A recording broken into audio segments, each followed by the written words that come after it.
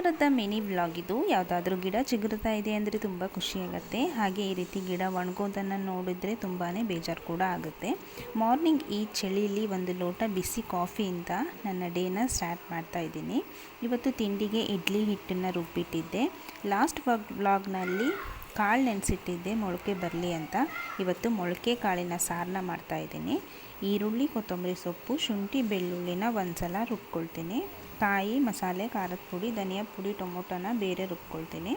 ಒಂದು ಪಾತ್ರೆಯಲ್ಲಿ ಎಣ್ಣೆ, ಸಾಸಿವೆ, ಕರಿಬೇವು ಹಾಕಿ ಕಾಳನ್ನು ಹಾಕಿ ಒಂದು ಸಲ ಚೆನ್ನಾಗಿ ಬಾಡಿಸ್ಕೊಟ್ಟು ಒಂದು ಲೋಟ ನೀರು, ಸ್ವಲ್ಪ ಅರಿಶಿನ, ಸ್ವಲ್ಪ ಉಪ್ಪನ್ನು ಹಾಕಿ ಬೇಯಿಸ್ಕೊಳ್ತೀನಿ.